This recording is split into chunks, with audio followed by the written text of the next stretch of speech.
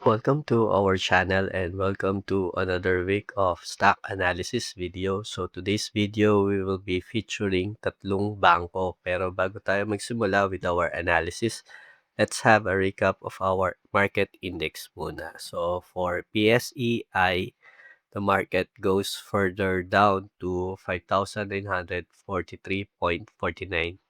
to close this week. So still the PSEI is in the bearish area, but the support is still intact at this level, 5,800 level.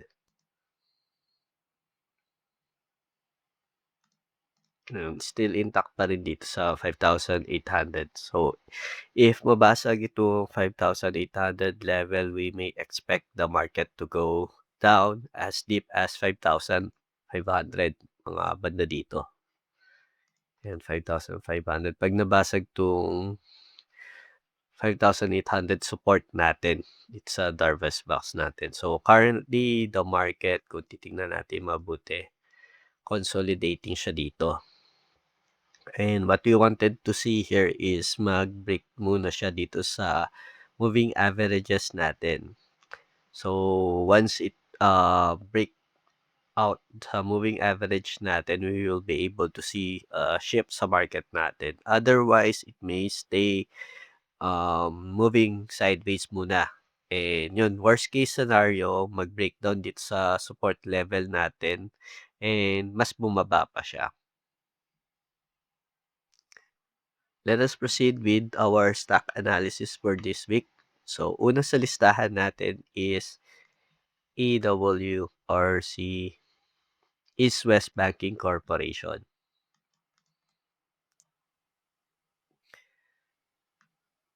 So, first i-plot muna natin yung Darvas box natin. And dito natin yan, ipa-plot natin from this point up to, ayan, ito yung bottom niya. So, dito muna natin siya ipa-plot.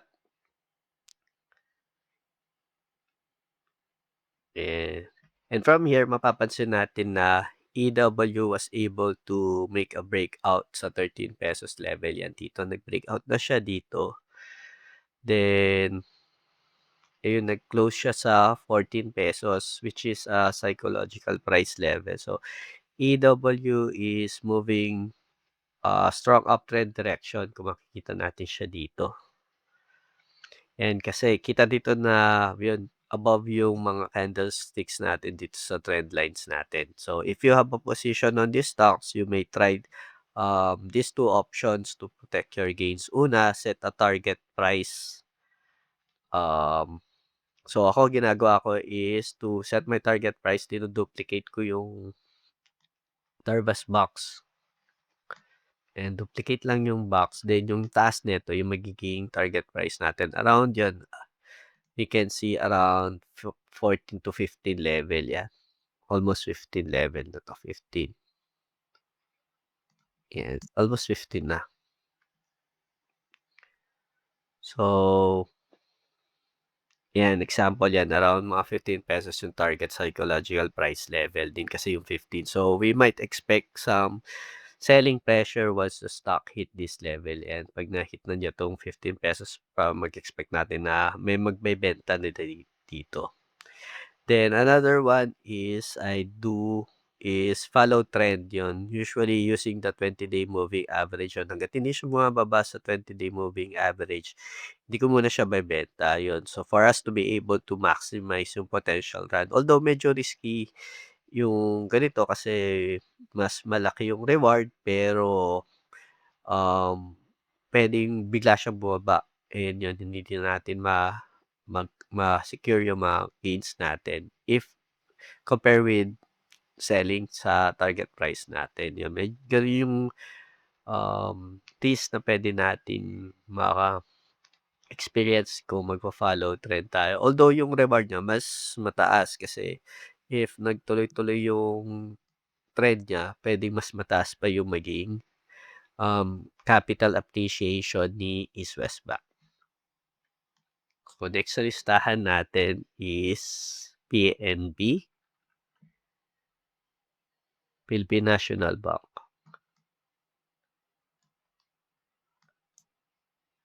And so PNB stock is currently hovering above our 20-day moving averages or yung mga moving averages natin. So recently na-break niya din 'tong 20-day moving average yun kung makikita natin from these candles and na lumabas na siya sa 20-day moving average. So, plot naman natin yung box niya. So, kung ipa-plot natin yung box niya from this point, kasi pinakamataas, then identify natin pinaka-swing low niya from this point. So, gusto natin makita dito is mabasag ni PNB itong pinakataas ng box natin. So, 'pag nabasag na niya 'to, it will help us identify that the stock is moving towards the uptrend direction. So, sunod naman natin i-check yung resistance ni PNB after na ma-breakout niya yung taas ng box na 'to. So, yung resistance niya, if we will use this, puwede nating gamitin yung duplication of box. So, for the resistance after niya ma-break 'to, puwede natin consider na ito yung susunod na resistance niya, around this level. Yan. So, para sa entry natin, what we could consider is enter 'pag nag-breakout siya dito.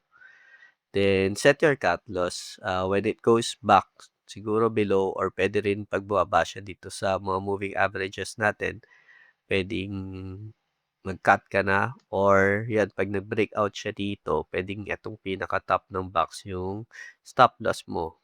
Then 'pag bumaba pa siya dito sa mga moving averages natin, it just means na invalid na yung trade idea. So, yun 'pag bumaba siya dito, ibig sabihin invalid na yung trade idea.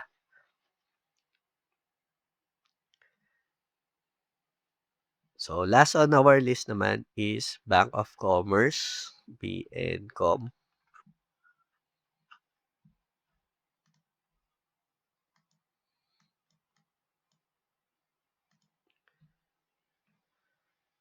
So, plot muna tayo ng box ni Bank of Commerce. So, kung ipa-plot natin siya, kung titingnan natin dito talaga nag-start yung box niya. And diyan, ito talaga yung pinaka-considered na box ni BNCom or ni Bank of Commerce. So, medyo mahaba-haba din yung naging movement or consolidation ni Bank of Commerce from September 2024 up until yan nung ma-breakout niya dito sa December 2025. Then dito sa December 2025 naman nagkaroon muna siya ng consolidation. Yan, nagkaroon muna siya ng consolidation dito before totally na mag-breakout siya. Yan. Then from this point to March 2026 niya, ayan dito sa March 2026. And dito nag-start yung breakout niya. Ayan.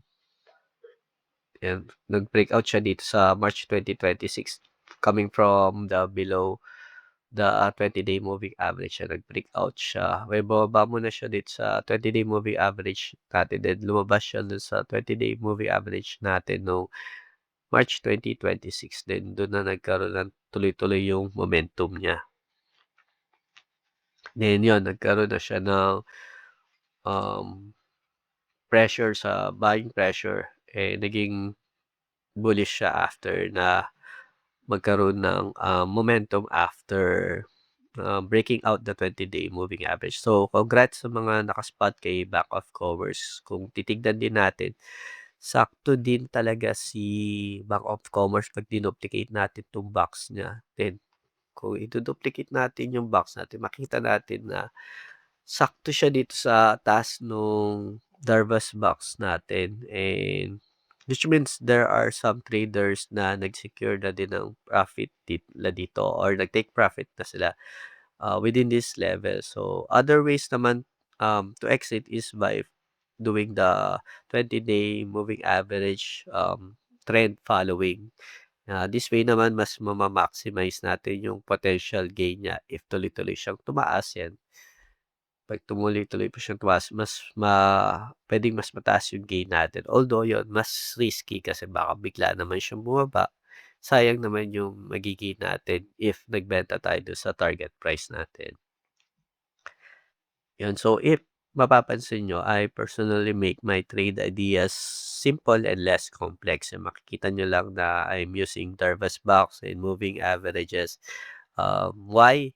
This clears my mind in making trade decisions. So, mas simple, mas less complicated, and straightforward lang. So, disclaimer, my strategy may or may not work for you. So, I suggest do a lot of back testing and ensure na naintindihan ninyo yung process in doing your entries and exits. So, if may napulot kayong sa video natin today, pa-like naman and share. And if hindi ka pa nakasubscribe, subscribe to our channel para maging updated sa mga bago kong video.